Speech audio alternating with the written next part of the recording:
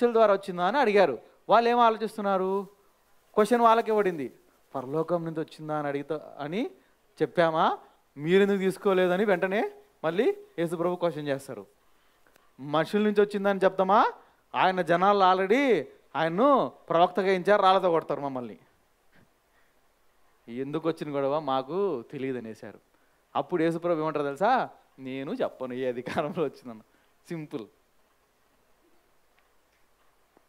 నువ్వు ఎందుకు ఎస్ఆర్ నగర్కి వచ్చావని చెప్తే నేను ఎందుకు వచ్చానో చెప్తాను, నువ్వు చెప్పలేదు కాబట్టి నేను చెప్పను. కానీ యేసు ప్రభు దాంట్లోనే ఆన్సర్ చెప్పారు. ఏం చెప్పారు తెలుసా?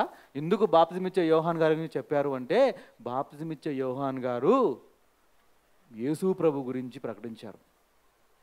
బాప్తిజమిచ్చే యోహాను యేసు ప్రభు ప్రకటించిన సువార్త ఒకటే.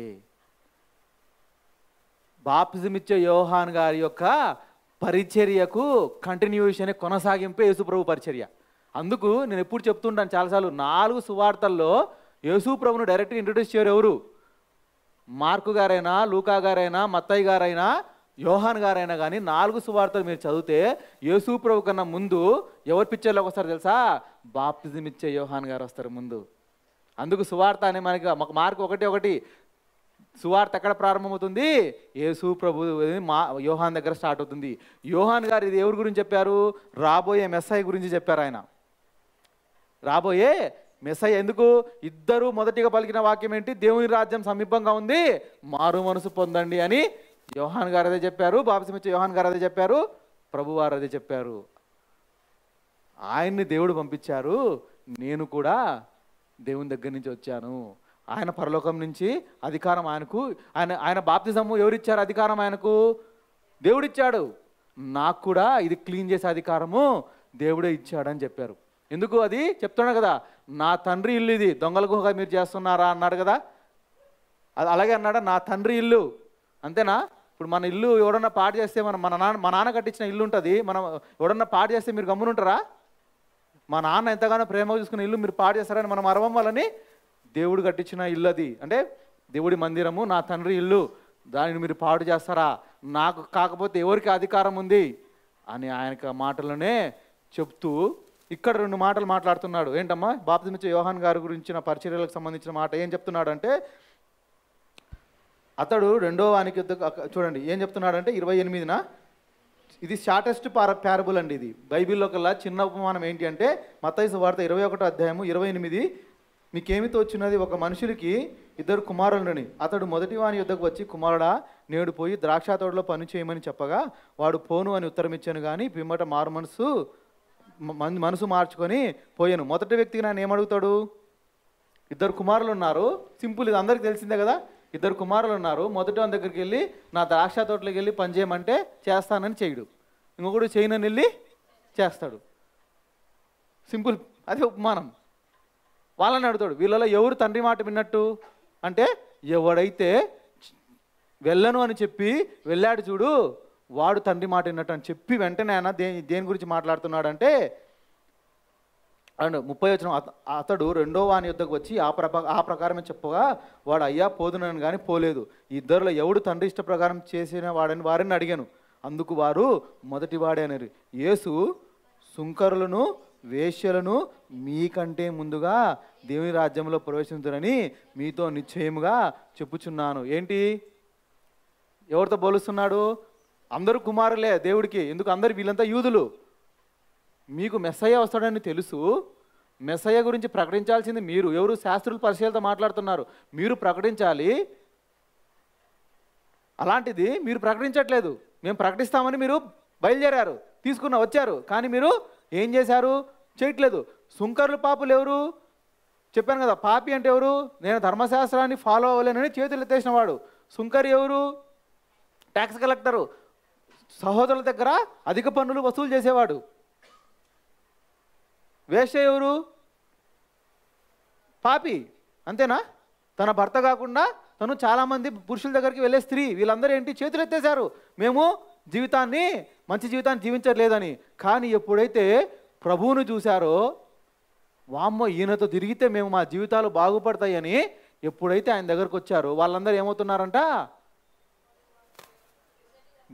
దానికన్నా ముందు ఎవరు యోహాను గురించి, యోహాను నీతి మార్గమున మీ యొద్దకు వచ్చాను, మీరు అతను నమ్మలేదు, అయితే సుంకర్లు వేశ్యలు అతన్ని నమ్మిరి, మీరు అది చూచి అతనిని నమ్మునట్టు పశ్చాత్తాపడకపోతిరి. యోహాన్ గారు ప్రకటన చేశారు, ప్రకటన చేసినప్పుడు ఎవరు మారుమనసు పొందారు? సుంకర్లు వేశ్యలు, వీళ్ళు వచ్చారు దేవుని రాజ్యంలోకి. కానీ మీరు రాలేదు, మీరు వాళ్ళు సైతం మారుమనసు పొందుతుంటే చూసి పశ్చాత్తాపడలేకపోయారు. అంటే religion is a cloak to sin. అంటే మీరు మతం అనేది వేసుకొని మతం అనే ముసుగులో నిజమైన దేవుణ్ణి మీరు ఎరగకున్నారు, నిజమైన మార్గాన్ని మీరు ఎరక్కున్నారు అని లిటరల్గా చెప్తున్నాడు ఆయన. రిలీజియన్ ఓన్స్ ఏ వినవన్. మతం ఎవరిని మార్చదు. క్రిస్టియానిటీ ఎవరిని పరలోకాన్ని తీసుకెళ్ళదు. సారీ, ఎవరన్నా క్రిస్టియానిటీలో పుట్టినంత మాత్రమే పరలోకానికి వెళ్ళిపోతారు అనుకుంటారేమో, అస్సలు పోరు. Only Christ can take him to heaven. క్రీస్తు మాత్రమే తీసుకెళ్ళగలరు. క్రిస్టియానిటీకి ఏది తెలుసా అడ్డము? 2000 సంవత్సరాల నుంచి రిలీజియన్, చర్చియానిటీ అంటారు దాన్ని. అదే అడ్డము.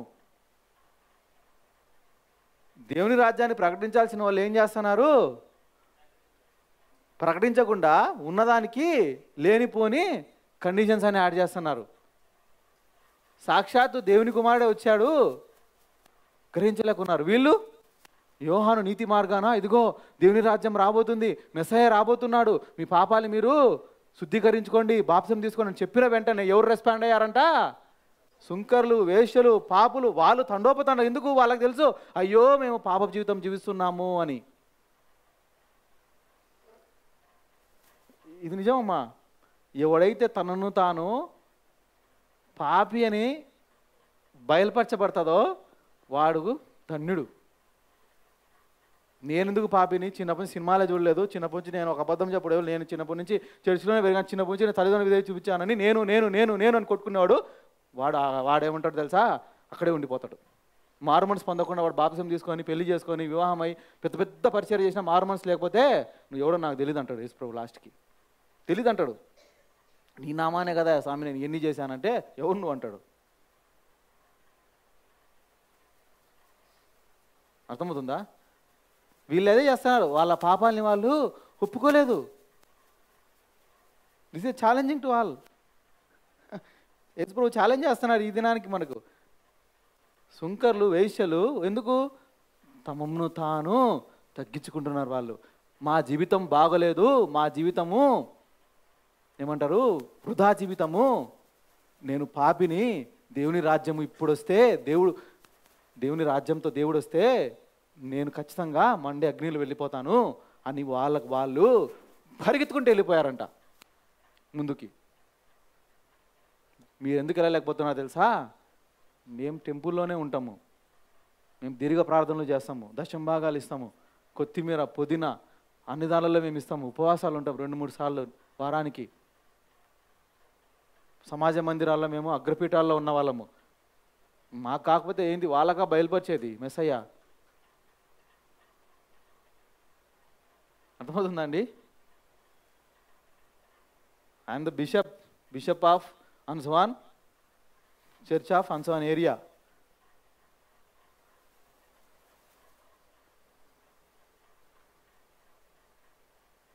ముప్పై సంవత్సరాలు 40 సంవత్సరాల నుంచి ఉంటారు. ఒకడు వస్తాడు, భయంకరమైన పాప జీవితం జీవించుంటాడు, పాపి అని ప్రభు కాళ్ళ మీద పడి ఆడి జీవితాన్ని మొత్తం సబ్మిట్ చేసుకుంటాడు, ఆత్మతో నింపబడతాడు, చనిపోయిన సైతం లేపుతాడు.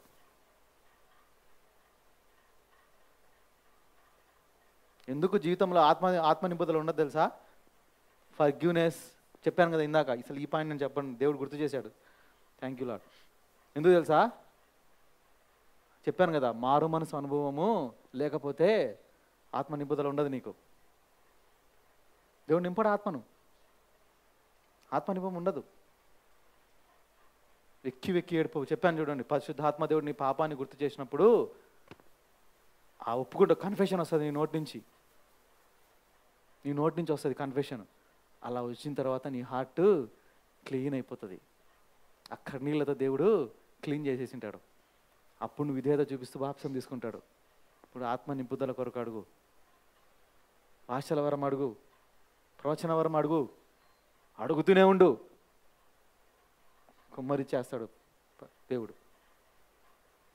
ఇప్పుడు వీళ్ళే కదా పరలోకానికి ఎవరు వెళ్తున్నారు? వేశ్యలు వీళ్ళు వెళ్ళాలంట. యేసుప్రభు కోట్ చేసిన మాటలు చెప్తూ తర్వాత ఏం చెప్పాడమ్మా? ఒక ద్రాక్ష తోట గురించి మాట్లాడుతున్నాడు. మళ్ళీ మరియొక ఉపమానము వినుడి. ఇంటి యజమానుడు ఒకడుండెను. అతడు ద్రాక్ష తోట నాటించి దాని చుట్టూ కంచె వేయించి అందులో ద్రాక్ష తొట్టి తొలిపించి గోపురము కట్టించి కాపులకు దాని గుత్తనిచ్చి దేశాంతరము పోయెను. పండ్ల కాలము సమీపించినప్పుడు పండ్లలో ఒక సగభాగము తీసుకొని వచ్చుటకు ఆ కాపుల యొద్దకు తన దాసులను పంపగా ఆ కాపులు అతని దాసులను పట్టుకొని ఒకరిని కొట్టిరి, ఒకరిని చంపిరి, మరి ఒకని మీద రాళ్ళు రువ్విరి.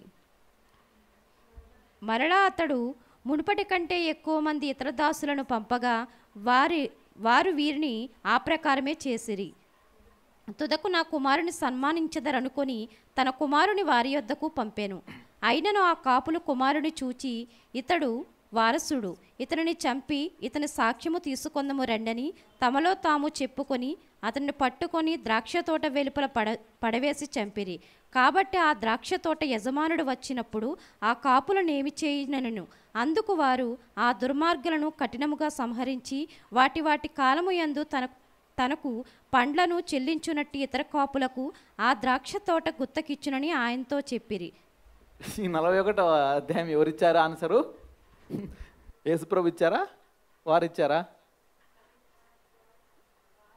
అందుకు వారు అంటే యేసుప్రభు ఒక ఉపమానం చెప్తున్నాడు.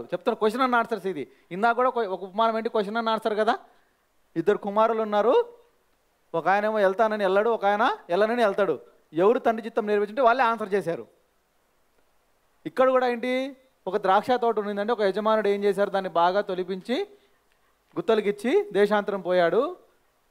సో తనకు పండ్లకాలం సమీపించింది, పండు కావాలని దాసులు పంపించాడు. కొట్టి పంపించేశారు. ఇంకా దాసులు పంపించారు, వాళ్ళని కూడా కొట్టి పంపించేశారు. అరే ఈసారి నా కుమారుని నేను పంపిస్తాను, నా కుమారుని పంపిస్తాను, ఆయనకన్నా రెస్పెక్ట్ ఇస్తారా అనుకుంటే ఆయన్ని కూడా ఏం చేశారంట? ద్రాక్ష తోట వెలుపలేసి పడేసి చంపేశారంట. అప్పుడు ఏం చేయాలి అని అడిగితే యేసుప్రభు వారు వాళ్ళు ఏం ఆన్సర్ ఇచ్చారమ్మా? వారు ఆ దుర్మార్గులను కఠినంగా సంహరించి వాటి కాలములందు తనకు పండ్లను చెల్లించునట్టి ఇతర కాపులకు ఆ ద్రాక్ష తోట గుత్తలకి ఇచ్చునని ఆయనతో చెప్పారు. యేసుప్రభు వారు ఏది మాట్లాడినా ఓల్డ్ టెస్ట్మెంట్ నుంచే మాట్లాడతారు. పాత నిబంధన గ్రంథము లేనిది ఆయన ప్రభు వారు అసలు ఏమంటారు అసలు ఉపమానం చెప్పరు, బోధ చేయరు. ఆయన బేసే పాత నిబంధన గ్రంథము. దావీదు గారికి కూడా నాతాన్ ప్రవక్త డైరెక్ట్గా చెప్పలేదు కదా. ఫస్ట్ ఒక కథ చెప్పాడు. ఒకనికి పాపం చిన్న గొర్రెపిల్ల ఉంది, ఒకటి దగ్గర అంత సమృద్ధి అన్ని గొర్రెలు ఉన్నా ఆ చిన్న గొర్రెపిల్ల మీద ఆశ పెట్టాడు, చంపేశాడు. అంటే ఏం చేయాలంటే రౌద్రంతో దావీదు ఏం చెప్పాడు? చంపేయాలి, 4 గింతలు చేసేయాలని చెప్పినప్పుడు ఆ దొంగ నువ్వే అన్నాడు నాతాన్ ప్రవక్త. యేసు ప్రభు గారు ఎగ్జాక్ట్గా అదే మాట్లాడుతున్నారు ఇక్కడ. యెషయా కూడా అలాగే మాట్లాడతారు. ఒక పాట పాడతారు. యెషయా 5వ అధ్యాయం యెషయా తీయండి. యెషయా గ్రంథం 5వ అధ్యాయం తీయండి. ద్రాక్ష తోట గురించి నా ప్రియుని గురించి ఒక పాట పాడతానని పాట పాడతారు యెషయా గారు.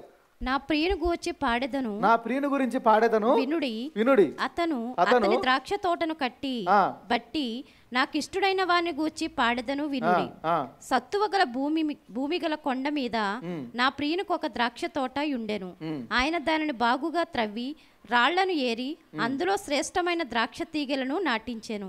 దాని మధ్యను బురుజు ఒకటి వేయించి ద్రాక్ష తొట్టిని తొలిపించెను. ద్రాక్ష పండ్లు ఫలింపవలనని ఎదురు చూచుచుండెను గాని అది కారు ద్రాక్షలు కాచెను.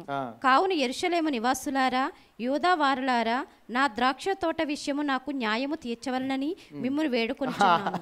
ఏమనుకుంటున్నాడు? వాళ్ళకి ఆయన క్వశ్చన్ చేస్తున్నాడు. ద్రాక్ష తోట ఇక్కడ ఇంకా దేనికి దర్శనం అంటే ఇజ్రాయెల్ ప్రాంతానికి, ఆ పట్టణానికి మొత్తం ఆయన నిదర్శనంగా మాట్లాడతాడు. దేవుడు ఎన్నోసార్లు ఏమంటారు కంపారిజన్ అనేది ఇజ్రాయెల్ని అంజూరపు చెట్టుతో పోల్చాడు, తర్వాత ద్రాక్ష తోటతో కూడా పోల్చారు. ఎందుకు అంటే నేను ఒకసారి చెప్పినాను 13వ అధ్యాయం లూకాసు వార్తలో ద్రాక్ష తోటలో అంజూరపు తోట ద్రాక్ష చెట్లు నాటారనేసి. అది ఒకసారి చదువుతారా? 13వ అధ్యాయం లూకాసు వార్తలో 2వ సఫరింగ్. మరియు ఆయన వారితో చెప్పాను, ఒక మనుషుని ద్రాక్ష తోటలో అంజూరపు చెట్టు చెట్టు ఒకటి నాటబడి ఉండెను. సో ద్రాక్ష తోటలో అంజూరపు చెట్లు కూడా ఉంటాయి. సో ఈ ద్రాక్ష తోట అనేది ఇజ్రాయెల్ దేశానికి, అంజూరపు చెట్టు కూడా ఇజ్రాయెల్ దేశానికే సాదృశ్యం. ఈ ద్రాక్ష తోట పాత నిబంధన గ్రంథంలో వీళ్ళు ద్రాక్ష తోట గురించే మాట్లాడుతున్నారు అనమాట. సో ఈ ద్రాక్ష తోటకు ఏం చేశారు? నేను మంచిగా దాన్ని కాపు కాసి మంచిగా దాన్ని చుట్టూ ఏరు పెట్టి దానికి ఒక గోపురాలు కట్టించి నేను మంచిగా పెడితే కారు ద్రాక్షాలు ఫలిస్తే ఏం చేయాలి? ఇజ్రాయెల్ ప్రజలరా, జెరూసలేం వాళ్ళరా, యూదారా, ఏం చేయాలి? మీరే న్యాయం తీర్చండి అని వాళ్ళని క్వశ్చన్ అడుగుతున్నాడు ఆయన. ఇక్కడ కూడా యేసుప్రభు ఏం చెప్తున్నారు చూడండి, దాసులు పంపించాడు, కొట్టి పంపించారు, ఇంకా ఎక్కువ మంది దాసులు పంపించారు, వాళ్ళని కొట్టేశారు. లాస్ట్కి కుమారుని పంపిస్తే ఓ అమ్మాయిన వారసుడు ఈయన వస్తే అంతా దోచేసుకుంటాడని ఆయన్ను కూడా చంపేశారంట. అది ఎక్కడ చంపేశారంట? ద్రాక్ష తోట వెలుపలికి తీసుకెళ్ళి చంపేశారంట. యేసుప్రభు ఎక్కడ సిలివేశారు? యేసుప్రభుని సిటీలో వేయలేదమ్మా, గవి అవతల యెరూషలేం బయట యేసుప్రభుని సిలువ. చెప్పబోయే దాని గురించి చెప్తున్నారు, అన్న జరగబోయే దాని గురించి చెప్తున్నారు. ఇలా చంపేస్తారు కుమారుణ్ణి. ఇక్కడ తుదక్ అనే మాట చూశారు కదా మీరు అక్కడ. నాకు ఇది ఆయన ఎవరు, మొహమ్మద్ గారి లాస్ట్ ప్రవక్త దేవుడు పంపించిన దాన్ని అని చెప్పినప్పుడు నాకు దేవుడు ఇచ్చిన ఆన్సర్ అండి. అది ఏంటంటే తుదక్ అనే మాట ఉంటుంది, చివరిగా అనే మాట ఉంటుంది అక్కడ.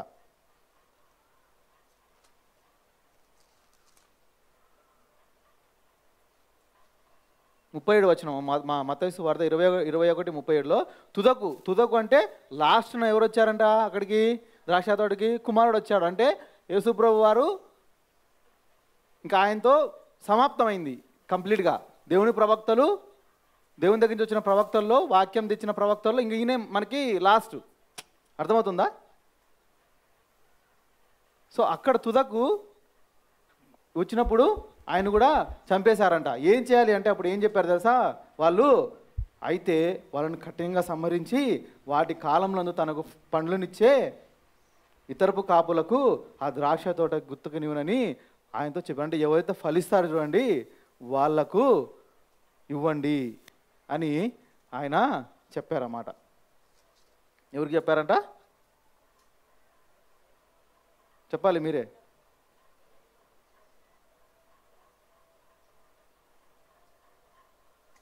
ఆ ద్రాక్ష నిర్మాణుడు ఏం చేయను, అతను వచ్చి ఆ కాపులకు సంభరించి ఇతరులకు ఆ ద్రాక్ష తోట ఇచ్చును కదా. ఎవరికి ఇస్తారంటే, ఎవరికి ఇమ్మంటున్నారు వాళ్ళు? ఇతరులకు ఆ ద్రాక్ష తోట. అంటే ఎవరికి ఇస్తారు? పరిసయ్యులు, శాస్త్రులు. మీకు దేవుడు మెస్సయ్య గురించి ప్రకటించండి, ధర్మశాస్త్రం మీకు తెలుసు, మీరు రిలీజియస్ లీడర్సు, మీరు జనాల్ని పోగు చేయాలి, మీరు సిద్ధపరిచారు జనాలకి. అటువంటిది మీరు ఫలించలేదు కాబట్టి ఏం చేస్తారు తెలుసా? ఎవరైతే ఫలిస్తారో చూడండి వాళ్ళకి ఇచ్చేస్తాడు దేవుడు అంటున్నాడు, లిటరల్గా చెప్పాలంటే. అంటే చాలామంది యూదులు ఫలించలేదు, అన్యులకు ఇచ్చాడని కాదు దేవుడు. అక్కడ ఫలించే వారికి ఎవరు వింటున్నారు? శిష్యులు వింటున్నారు. ఎవరు వింటున్నారు? శిష్యులు వింటున్నారు. సంఘం ఎవరి మీద కట్టబడింది?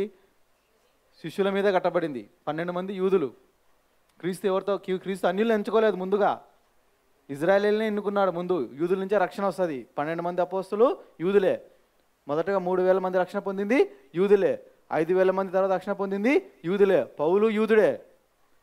తర్వాత అన్యజనులను వాళ్ళు ఇంక్లూడ్ చేసుకుంటూ వచ్చారు. స్టార్టింగ్ ఎవరితో వచ్చింది? యూదుల నుంచి రక్షణ. ఆ మాట దేవుడి చిత్తం, అది అంతే.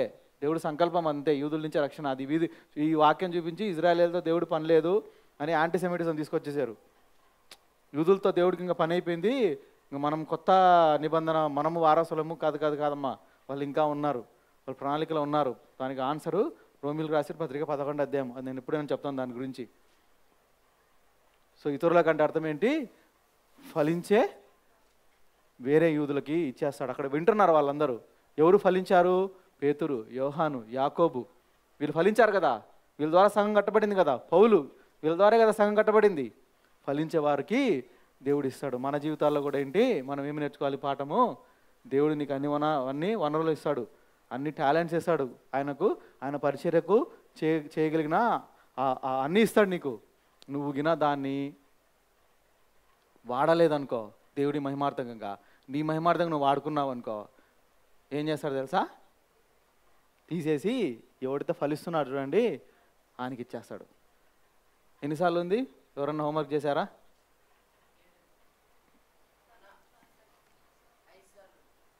తప్పుడు కొట్టండి అందరు.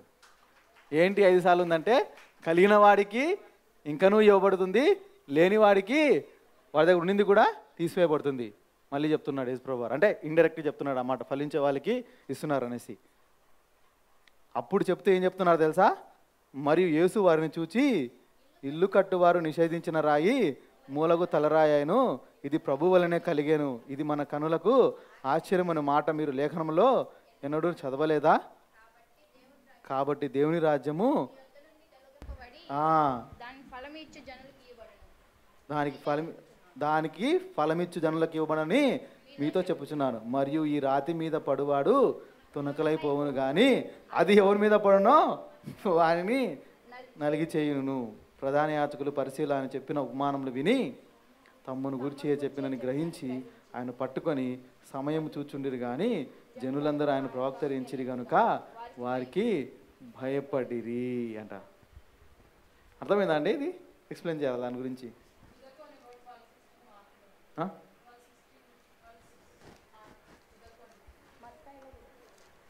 మార్క్ 12:66.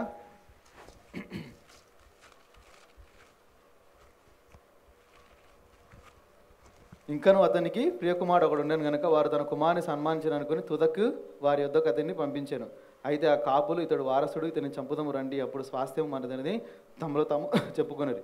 అతన్ని పట్టుకుని చంపి ద్రాక్ష తోట వెలుపల పారవేసిరి. కావున ఆ ద్రాక్ష తోట యజమాని ఏం చేయను అతని వచ్చి ఆ కాపులను సంహరించి ఇతరులకు ఆ ద్రాక్ష తోట ఇచ్చును కదా. మరియు ఇల్లు కట్టువారు నిరాకరించిన రాయి మూలకు తలరాయని, ఇది ప్రభు వలనే కలిగిన, ఇది మన కనులకు ఆశ్చర్యమని లేఖనం మీరు చదవలేదా అని అడుగగా తమ్ముని గురించి మాట చెప్తున్నారని వాళ్ళు గ్రహించి ఆయన్ను పట్టుకున్న చూసి.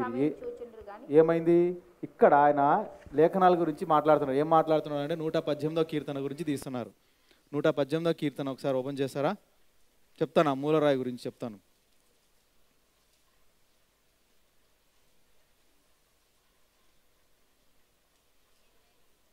చదవండమ్మా. ఇల్లు కట్టువారి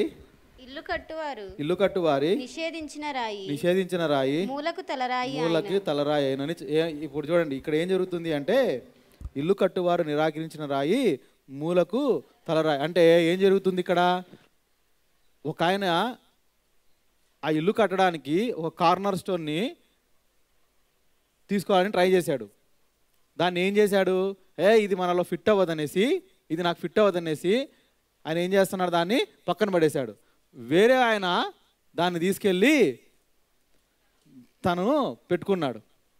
తాను నిరాకరించిన రాయి తలకు మూలరాయి, ఇది ప్రభు వల్లనే కలిగిన. అంటే ఇదేంటి మూలరాయి అంటే తెలుసు కదా. మూలరాయి అంటే ఏంటి? కార్నర్ స్టోన్ అంటారు. అది ఎలా ఉంటుందంటే 3 ఇమేజెస్ ఉన్నాయి, చూపించేవా?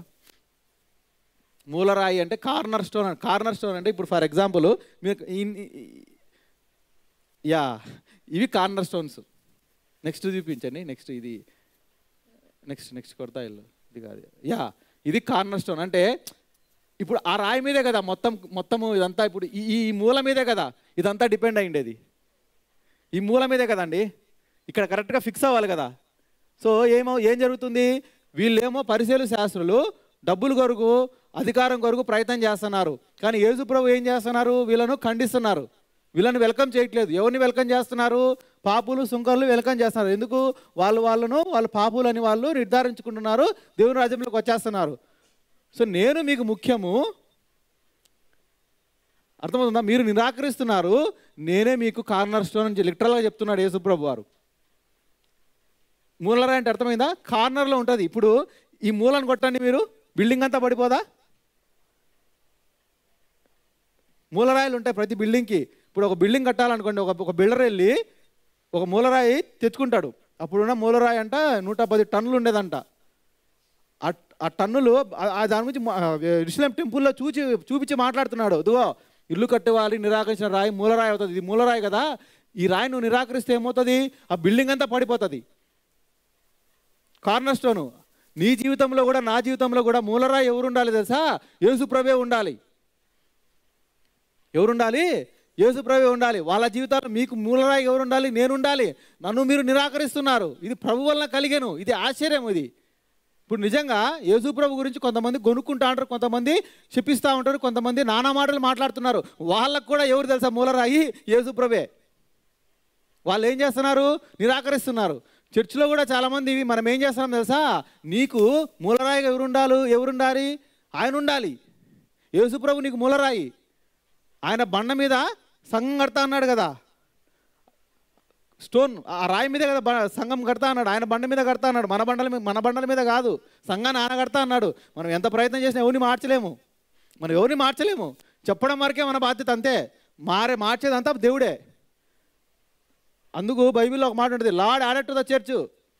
చర్చిలో జనాలు వస్తున్నారంటే చెప్పేవాళ్ళు ఏముండదు, వినేవాళ్ళు ఏముండదు.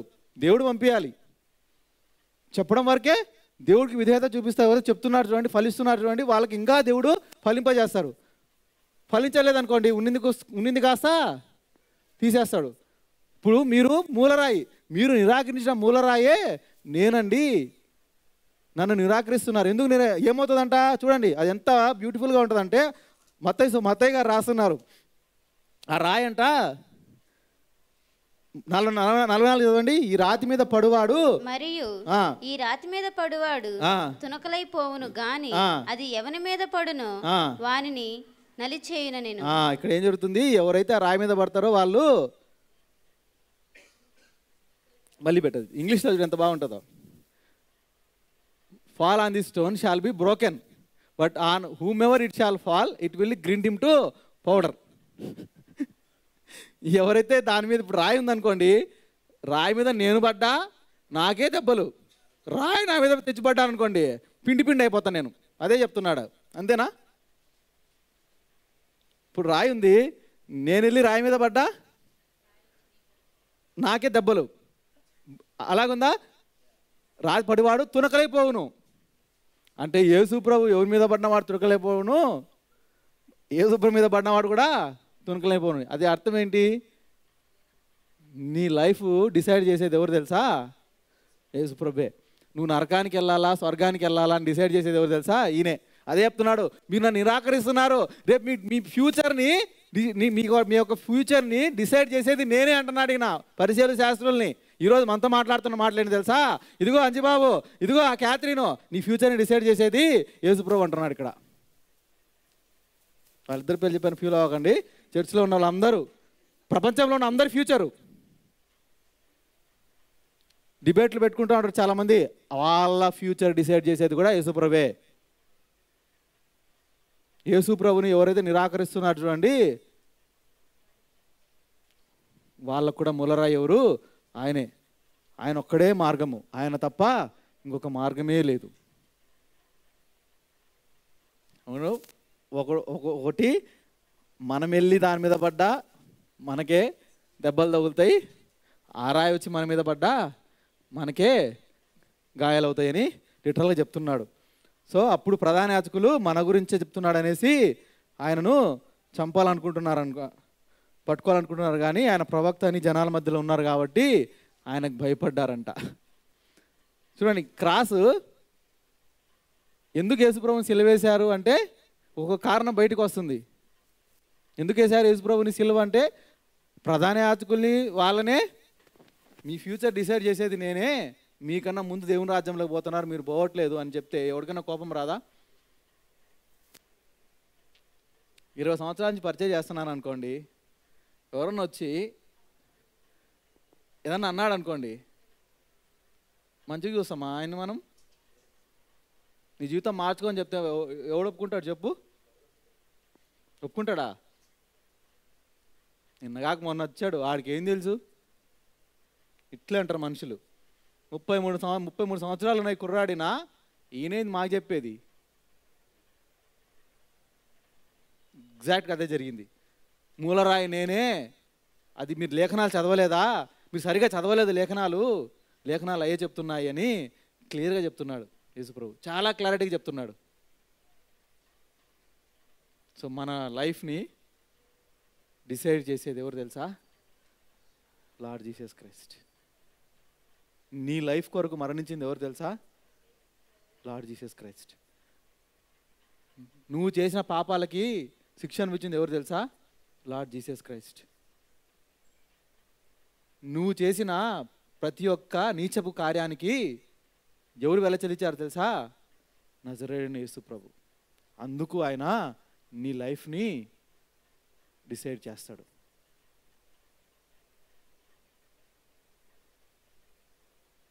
ఈ దినాన్ని ఒక తీర్మానం తీసుకుందాం మనం అందరం. We have to take one decision. Hour decision decides hour destiny. నీ యొక్క ఏమంటారు, నువ్వు తీర్మానమే నీ యొక్క గమ్యము ఏంటో తెలుస్తుంది, నీ గమ్యానికి దారి తీస్తుంది. ప్రార్థన చేసుకుందామండి. దేవుడి దినాంగన మనతో మాట్లాడినట్లయితే, మన ప్రాబ్లంని దేవుడు ఏమన్నా చూపించినట్లయితే, ఎక్కడ మనలో మన విశ్వాసం లోపంగా ఉందో, నా భక్తి వాక్యానుసారంగా ఉందా, నామకార్థంగా ఉందా, లేదా నేను ఏదో చేస్తున్నానులే, దేవుడు నన్ను దీవిస్తున్నాడులే అని ఉందా, మారు మనసు అనుభవం నీకు ఉందా లేదా? ఈ దినాన ప్రభు మనలందరినీ ప్రశ్నిస్తున్నాడు. అలా మీ యొక్క పాపాలని గిన పరిశుద్ధాత్మదేవుడు గుర్తు చేసినప్పుడు మీరు ఒప్పుకోలేదేమో, అసలు గుర్తు చేయలేదేమో, ఇంతవరకు మీరు అడగలేదేమో, మారు మనసు అనుభవం మీకు లేదేమో. ఈరోజు ప్రభు మనందరినీ హెచ్చరించాడు. ఎందుకు మన జీవితాలు అద్భుతాలు జరగట్లేదు? ఎందుకు మనం ఇతరులను క్షమించలేకపోతున్నాము? How hard it is to forgive others, because you never got the forgiveness from the Lord. అమ్మా, నువ్వు క్షమాపణ పొందుకోలేదు. మనం ఇతరులను క్షమించలేకపోతున్నామంటే క్షమాపణ పొందుకోలేదు, మనం అనుభవం మనకు లేదు. ప్రభు ఈరోజు మనందరితో మాట్లాడాడు. మరి ఎవరితో మాట్లాడుతున్నాడో ప్రత్యేకంగా ప్రభుని అడుగుదాము, ఆలోచిద్దాం. మనం ఇళ్ళకు వెళ్ళిన తర్వాత, ప్రభువా ఏంటి ఆ అనుభవము? నేను కలిగి ఉన్నానా, లేకపోతే మర్చిపోయానా, అసలు లేదా? ఒకసారి నాకు అర్థం చేయండి. నా పాపాలేంటో చూపించండి ప్రభా. నేను నిన్న ఒప్పుకోలేదేమో ప్రభా. నేను వేరే వాళ్ళను క్షమించలేకపోతున్నాను. ఏదో నామకార్థంగా వస్తున్నాను, ప్రార్థన చేస్తున్నాను, వెళ్తున్నాను. మరి ఆన్లైన్ బిడ్డ ఎవరైతే వింటున్నారో, మరి వినబోతున్నారో భవిష్యత్తులో ఈ యొక్క వీడియోని, ప్రభు వాళ్ళతో మాట్లాడుతున్నాడు. మారు మనసు అనుభవం నీకుందా? నువ్వు వేరే వాళ్ళను క్షమించలేకపోతున్నావా? ప్రభు సూటిగా మాట్లాడుతున్న మాటలు. అసలు నీకు మారు మనసు అనుభవం ఉందా? అనుభవంలోకి మనల్ని తీసుకెళ్ళండి ప్రభా. ఎందుకంటే ప్రభా, మీరు మాకు మూలరాయి ఉన్నారు ప్రభా. ఇల్లు కట్టువారు నిరాకరించిన రాయి తలకు మూలరాయను. అది ఎవరి మీద పడునో ప్రభా, వారు విరగొట్టబడతారు. ఆ రాయి ఎవరి మీద పడుతుందో వాళ్ళు పొడి పొడి అయిపోతారు, పౌడర్ అయిపోతారని, తునకలు అయిపోతున్నారని ప్రభా వాక్యం మేము చదివి ఉన్నాం ప్రభా. ఇదిగో ఆ మహాదినం రాకమునిపే అయ్యా మా పాపాలన్నింటినీ క్షమించండి. ఆనాడు పరిసయ్యులు శాస్త్రులతో మీరు మాట్లాడారు ప్రభా. ఇదిగో మేమేమన్నా ఇక రిలీజియస్ ముసుగులో ఉన్నామేమో, చిన్నప్పటి నుంచి ఒక భక్తిలో మేము ఉన్నాము అని ఒక సెల్ఫ్ రైచియస్నెస్, స్వనీతి వల్ల మేమేమన్నా మా పాపాలు ఒప్పుకోలేకపోతున్నామేమో. ఈ దినాన ఆ యొక్క బంధకాలు, ఈ దినాన ఆ యొక్క ప్రభా మా మేడ మీద ఉన్న కాళ్ళను మీరు విరగొట్టండి ప్రభా. అవి మాకు విరగొట్టేయండి ప్రభా. విరగొట్టేసి ప్రభా స్వతంత్రులుగా మమ్మల్ని ఈ దినాన చేయండి ప్రభా. You are our cornerstone my lord. మీరు మాకు మూలకు తలరాయి ప్రభా, మీరు మాకు మూలరాయి ప్రభా. మీ యందు ప్రభా మా జీవితాలు కట్టుకునే కృపను మాకు అనుగ్రహించండి. మీ యందు ప్రభా మా జీవితాలు కట్టుకునేలాగా మాకు సహాయం తెచ్చేయండి. ఆ దినాన వేశ్యలు, పాపులు, సుంకర్లు నీ యొక్క బోధకు ప్రభా అట్రాక్ట్ అయిపోయారు ప్రభా. నీతో తిరిగారు. పాపులకు స్నేహితుడు అనే ఒక బిరుదు కూడా మీరు తెచ్చుకున్నారు ప్రభా. లెక్క చేయలేదు ప్రభా. ఎందుకంటే వాళ్ళను వాళ్ళు ప్రభా పాపులుగా నిర్ధారించుకున్నారు, పశ్చాత్తాపడ్డారు. ఒక పాపాత్మల స్త్రీ విస్తారంగా ప్రేమించింది కాబట్టి విస్తారంగా పాపాలు క్షమిపడ్డాయి కాబట్టి విస్తారంగా ప్రేమించింది అనే మాట కూడా మీరు చెప్పారు ప్రభా. అయ్యా మా పాపాలు గుర్తు చేయండి ప్రభా. ఇదిగో ఈ లోకంలో అన్నీ అనుభవించవచ్చు, కానీ మారు మనసు అనుభవం లేకపోతే మా యొక్క డిసిషన్ అనేది ప్రభా, మా యొక్క డెస్టినీ అనేది అయ్యా అది నువ్వు లేని జీవితం ప్రభా, నువ్వు లేని లోకానికి వెళ్ళిపోతాం ప్రభా, అది మాకొద్దు ప్రభా. ఈ దినాన మీరు మాతో మాట్లాడారు ప్రభా, మమ్మల్ని మీరు దర్శించారు ప్రభా, మా యొక్క ప్రభా క్వశ్చన్స్కి మీరు ఆన్సర్ చేశారు ప్రభా. అనేక ప్రశ్నలు మా హృదయంలో ఉన్నాయి, ఈ దినాన మీరు బయలుపరిచారు ప్రభా ఎన్నో విషయాలు. అందుని బట్టి మీకు వందనాలు ప్రభా. ఇదిగో విత్తబడిన వాక్యం బట్టి మీకు వందనాలు. దుష్టుడు ప్రభా ఈ వాక్యాన్ని దొంగలించకుండా మీకు కంచె వేయండి ప్రభా. ఇక్కడ మేమందరం ప్రభా ఫలించే గుంపులో ఉండేలాగా సహాయం తెచ్చండి. కలిగిన వాడికి ఇంకనూ ఇవ్వబడుతుందనే మాట ప్రభా మా జీవితాల్లో ప్రభా మేము అన్వయించుకునేలాగా మాకు సహాయం తెచ్చండి. బహుగా ఫలించేలాగా మాకు సహాయం తెచ్చేయండి ప్రభా. అనుదినము ఫలించేలాగా సహాయం తెచ్చేయండి ప్రభా. ఇదిగో ప్రభా మీరు చెప్పారు ప్రభా, ఫలించే వాడికి నేను ఫలింపజేస్తూనే ఉంటాను, నా ఎందుంటే మీరు బహుగా ఫలిస్తా అన్నారు ప్రభా.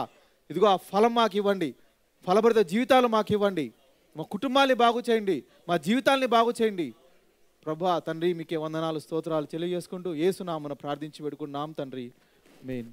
పరలోకమందున్న మా తండ్రి, నీ నామం పరిశుద్ధపరచబడును గాక, నీ రాజ్యం మాకు వచ్చును గాక, నీ చిత్తం పరలోకమందు నెరవేరినట్లు భూమి యందు నెరవేరును గాక. మాకు కావాల్సిన దినాహారం మాకు దయచేయం, మళ్ళీ అపరాధం చేసిన వారిని క్షమించిన ప్రకారం మా అపరాధం క్షమించం, మమ్మల్ని శోధలోకి తేక దుష్టుని తప్పించండి, ఎందుకంటే రాజ్యము శక్తి మహిమ నిరంతరం నీవే ఉన్నావు తండ్రి, ఆమేన్. ఇప్పుడు ప్రభు అయిన యేసుక్రీస్తు కృపయు, తండ్రి అయిన దేవుని ప్రేమయు, పరిశుద్ధాత్మ దేవునికి అన్యోన్య సావాసము మనతోనూ ఆయన రాకడకు ఎదురు చూస్తున్న ప్రతి భక్తునితోనూ సదాకాలం తోడై ఉండును గాక, ఆమేన్.